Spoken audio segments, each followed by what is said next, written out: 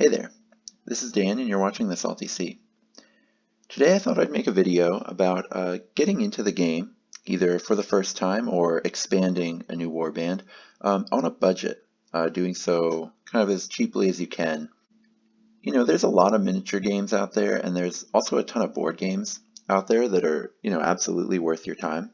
So while so many of them aren't the kind of obsession that I think Warcry can be, it can be tempting to pick them up instead, given the high price point for just about every GW game. So that's why I wanted to do this guide here, just to try to highlight kind of the cheapest ways you can do it. So hopefully we can take some of the intimidation factor out of getting into this awesome game. So I'm going to mainly focus on how to pick up a new warband, but I do want to also talk about how to get into the game at large. You know, if you want to have an entire set, we are in quarantine, so playing with your family for cheap, we'll just go through that here.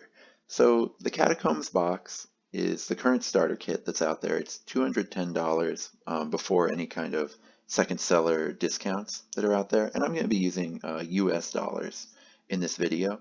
Hopefully it's easy to take a look at your conversions if you're not in the States.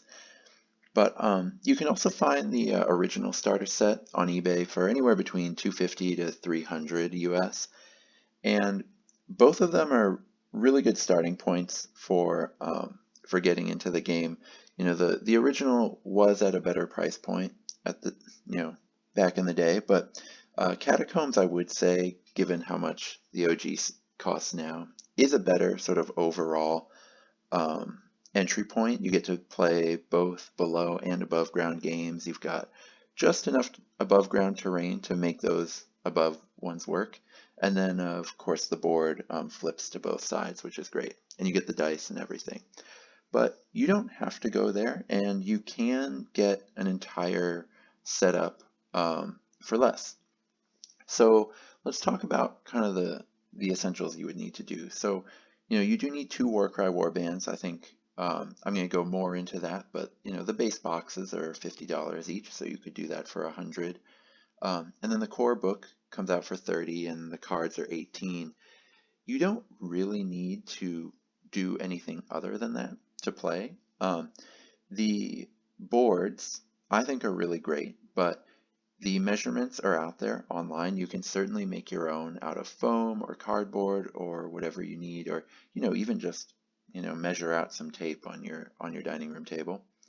And then terrain can come in a lot of different varieties. There's a few different ways to do it yourself.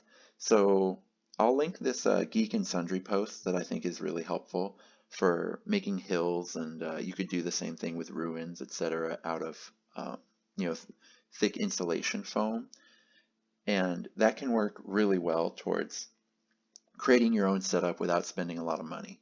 And then if you do want something that's maybe more expensive, but also pretty professionally done, that isn't exactly what comes out of the core box sets, we are starting to creep up at that point towards the price of just getting a core set.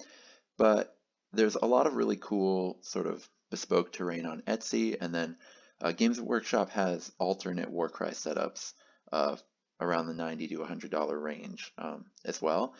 And those can be really great and give you kind of a unique feel to your games as well, that the core set wouldn't necessarily give you. So you have a lot of options. It is hard to start up for less than about 150, but you don't have to pay the entire 210 if you want to get entire games going on in your basement. Now, let's say you're watching this after quarantine's over, or let's say there's, you're in a country that's maybe done a little bit better job than my country has, and you want to play at your local game store, or you've got a friend who's got a setup and you would just play at their place. Well, then you would just be looking at getting into just one warband would be all you'd need to start. And there's going to be a ton of different ways to do it, and I'm going to go over a bunch of them. But the cheapest and quickest way to do it is probably the original Warcry Warbands. So here's my three favorite up on the screen here, or at least my three favorite that I don't have, up on the screen here. And they come with everything you'd need to play yourself, except for dice. So they come with damage counters, cards, everything, and then the warbands themselves are just wonderful painting projects as well. And yes, if you've been on the Facebook group or Reddit, you'll hear people from time to time complain that the original box set warbands don't have quite the killing power that some of the Age of Sigmar ones do. And that can be true in some cases, but really isn't in all. The main issue there is that these box set warbands, they don't come in optimized. The Corvus Cabal with two boxes is actually one of the most powerful warbands in the game. Um, but if you play competitively, you are going to want two boxes of it, not just one.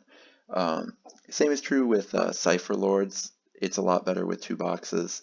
And that's going to be true with most of them, but you don't need to get two, to start playing. That's only if you want to start roasting your friends in a tournament setting. Otherwise, to just get started, this is a pretty, reasonable price point to do it. It's sort of the cost of a board game, but then you can play anywhere, your LGS, your friend's place, anywhere you want.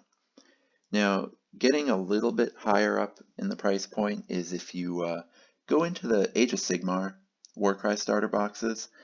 These go anywhere from $50 if you can somehow find the Stormcast or Gloomspite ones, to all the way up to 75 or so, I think, which is the Sylvaneth one.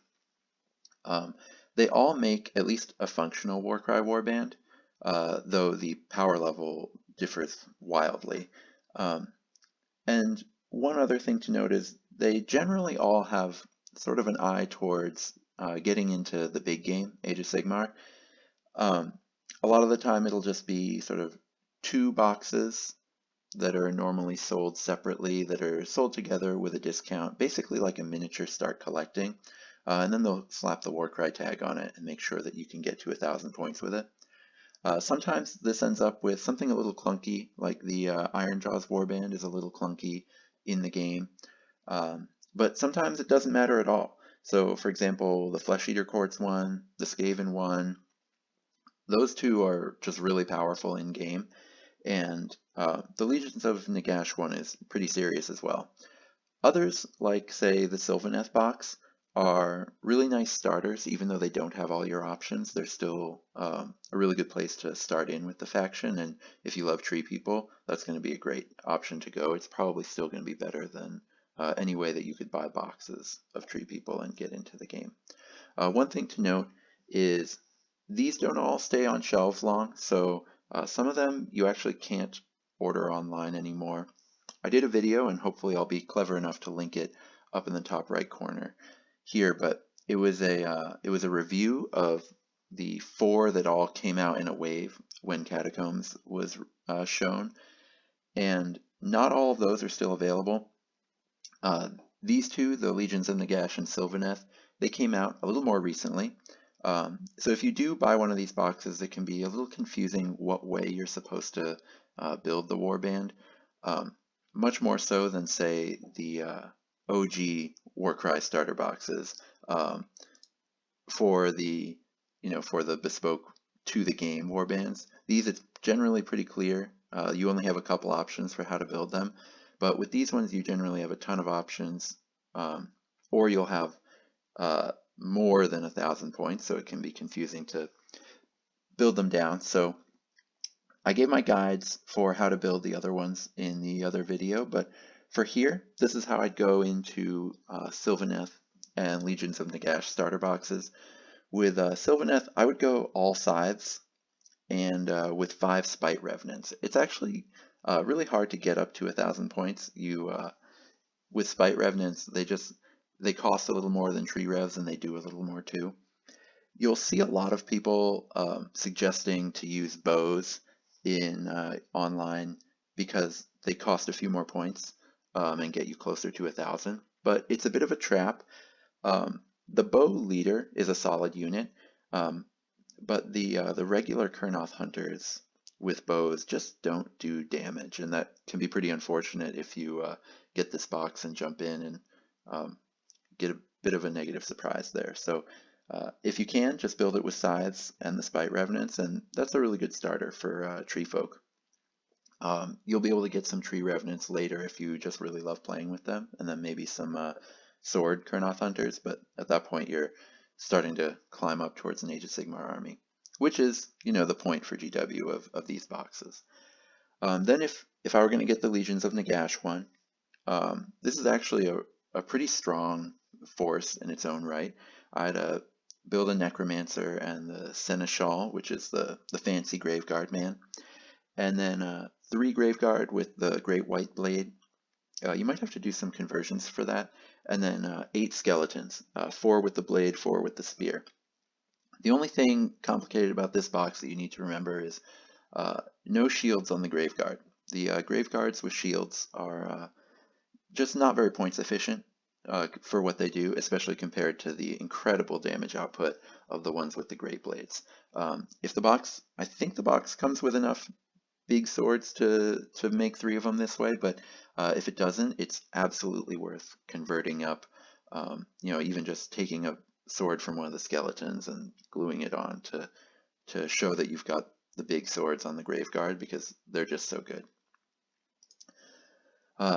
After that, we get kind of past the place where you're just looking for bespoke Warcry stuff, but that's okay. You can still get really good finds in this kind of section. So one of the best ways to do it, building your own Warcry Warband, is just getting an AOS box and a Clampack.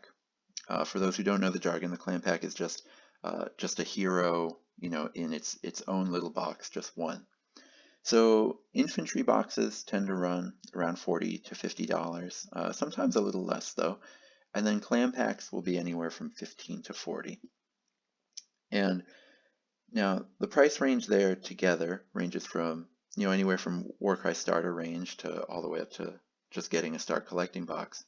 But you get a ton of options if you decide to do it this way. And eBay listings are really key here, because the others you can get sort of a second seller discount that's around 10-15% if you look around online. But with getting sort of just a used infantry group and just a used hero that someone didn't want anymore, you can get those for a much bigger discount online on eBay if you just search for a little bit. And you can also get things that are really flexible if you pick, say, a Clampack that slots into a lot of different lists. So here's just a few examples, like Sloppity Bilepiper, the Abhorrent Archregent, the Cenari Cathalar, or the Chaos Lord, who I've got here on the bottom right. Those are all heroes that, once you paint them up for your first warband, they can ally in to a ton of other warbands for other groups. So let's say you went here and you got these Chaos Marauders with a Chaos Lord or this Exalted Hero of Chaos. That Chaos Lord or Exalted Hero, if you then went and got, an infantry box for another Chaos faction, that hero can ally into that faction and make it so that you're getting your second faction for much cheaper if you do that. So, check around online. I've got some videos on allies. Other people, Rido is a really great resource, and I'll link to his channel below, is a really great resource for taking a look at lists and, picking what ally or what Clampack leader you want to get to be flexible for allying in. Lots of great resources online to decide what you want to do there. And then when you pick your infantry box to combine with your hero, just make sure you pick actually one of the cheapest ones are going to be better, because what you want are the small infantry that are just the backbone of their warband. So Marauders are a great example, but so are, say, Blood Reavers or Demonettes or Argonaut Company. So speaking of those, I just wanted to give an example of a list that could be done with just one box and a Clampack. So if you get the just the box of Argonaut Company, it comes with a few different weapon loadouts, Now, it's not the most flexible. You only get one of each special weapon, but doing it that way gives you a ton of flexibility in your list. So it's not just a same old, everything is the same kind of list. You get a bunch of weapon options. And then the Isharan Tidecaster from Idneth Deepkin is actually a great ally for your dwarves, for your sky dwarves. I showed this yellow one that was posted on Reddit a while ago, just because, when you cross-faction ally like this, it can be a really good opportunity to, do some kind of narrative thing. So we can have the Tidecaster be hanging out with the Arcanaut Company just because they're under the sea or something. They're all wearing diving suits anyway, those old-fashioned diving suits. So, you could give them a submarine theme and run them all together. The Caradron Overlords, they're a little slow, but they've got range damage that can be really difficult for some warbands to overcome. And then they are also just really durable. And so when you ally in a leader from elsewhere, I like to have it either be you're covering a weakness or you're making one of your strengths just completely indomitable. And the Tidecaster has a damage debuff on opponents, so it can just make this KO group just a wall of metal and beef that a lot of warbands will have a tough time with. And so that's a pretty solid warband for just a really cheap price. The next way to do it is sort of the same concept as Clampack and an Infantry Box, but instead of getting a hero Clampack, you just get a Underworlds warband. So these are generally a little more expensive on average than a leader is, but you get a little bit more variety, which is really good. So for example, this one to the left, I think it's Hrothgor's Man Trappers, or they all have sort of out there names. But this Icebrow Hunter combos with the little kind of saber-tooth wolf cat that's there. They have a ton of synergy together, and then these little green grots, I guess they're Noblars, sorry. Noblars are actually the true backbone of any Ogre Warband. So if you got this and a box of Gluttons, now you've got the hardest hitting infantry option, sorry, cheap infantry option, which is Noblars. You've got 5 of them because 2 come in the Gluttons box. And then Gluttons with clubs are great elite infantry units. And then you've got your leader. The Gluttons will also come with a leader, so you've got 2 options there. And the Sabertooth gives you mobility that you wouldn't have otherwise. So that's kind of how, with just an infantry box and an Underworld set, you can get, again, a wide variety of stuff, but not breaking the bank if you're only getting 2 boxes. Now, just to note, a lot of Underworlds boxes rely on units that don't really have a great Warcry sort of analog, but that might be changing.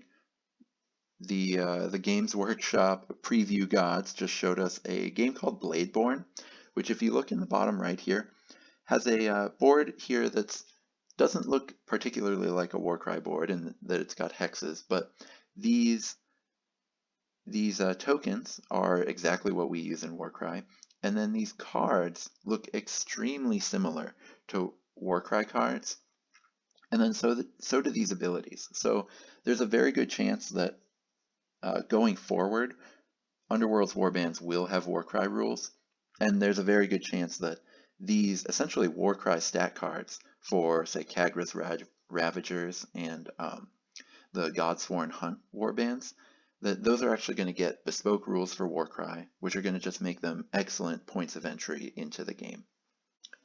So here I thought I'd just give 2 quick examples for some Warcry warband lists that you can make using just an Underworld warband and a cheap infantry box. So here we've got Spikeclaw's Swarm and Storm Fiends. And what's cool about Spikeclaw's Swarm is it comes with your chaff. It comes with 4 cheap chaff models. The one with the spear can easily step in for a Storm Vermin with Halberd. And then the other 3 can just be clan rats, which come with Rusty Blade.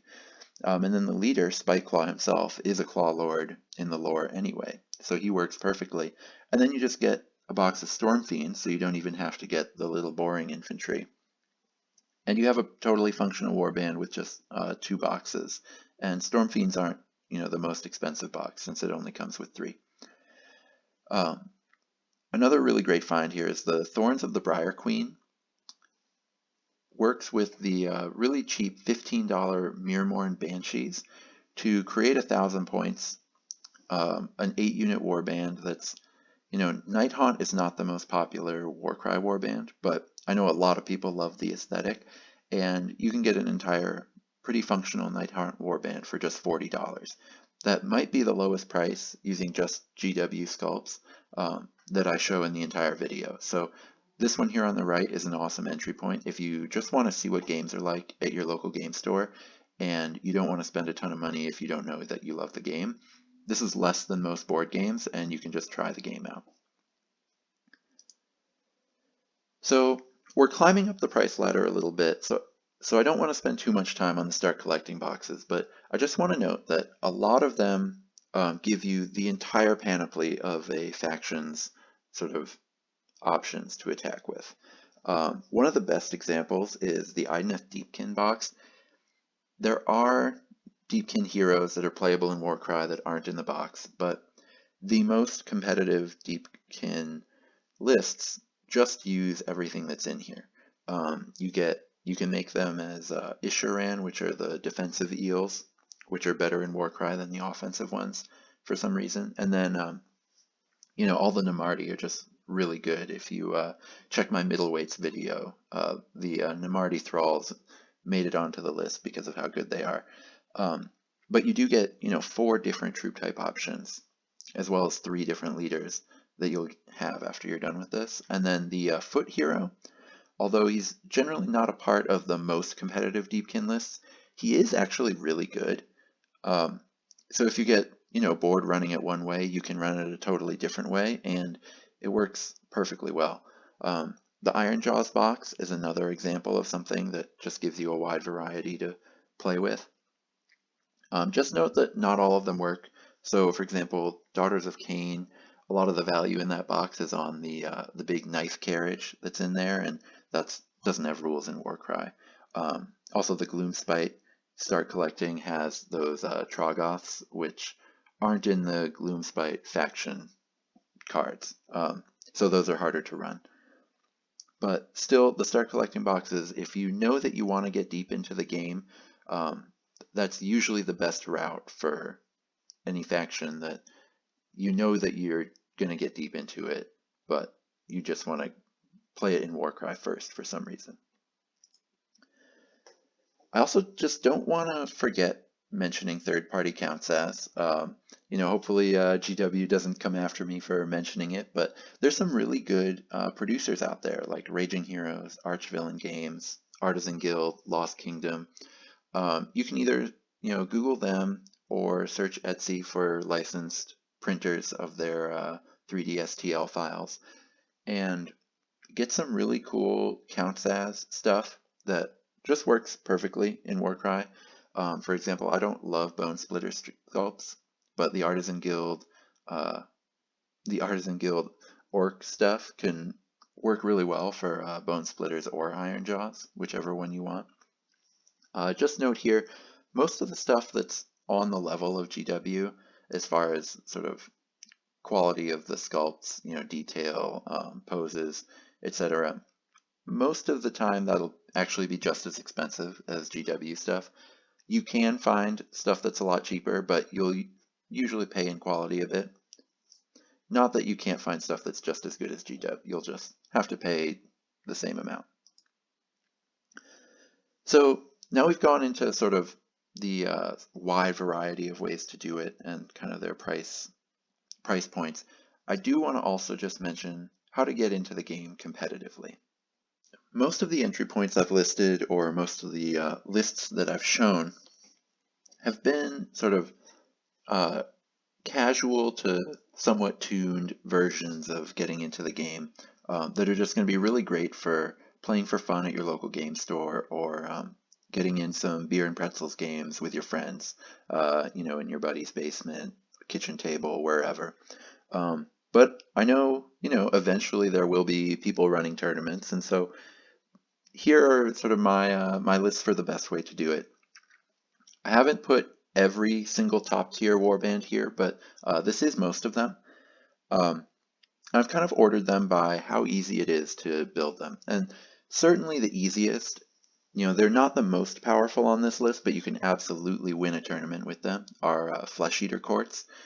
And you can make the entire terrifying Flesh Eater Courts warband just with the box. Just $60 is how much the box is. And you can put something together that can, make your friends dislike you and absolutely win tournaments. The next one is the one that's sort of the boogeyman that's might be the strongest warband in the game, which is just getting a Rat Ogre box and a box of Plague Monks. And then you have just the terrifying Skaven list for $78, which is more expensive than a lot of the options that I showed you for getting into the game. But we are talking sort of the peak of the competitive side of the game here. Some other options are Gloomspite Gits. Again, this is just 2 boxes of infantry.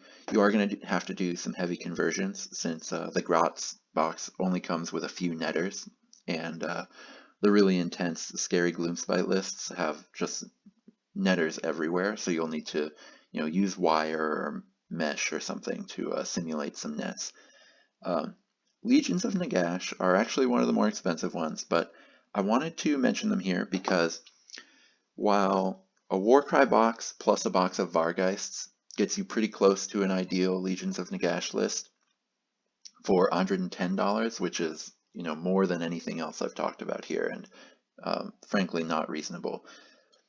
If you get the Legions of Nagash Warcry box and the Flesh Eater Courts one, the Flesh Eater Courts box comes with an extra flair compared to what you would need for the ideal FEC warband that you can turn into a Vargeist really easily. And then so if you buy both boxes, you can actually put together 2 really competitive warbands by just loaning the extra Vargeist over to your Legions of Nagash box.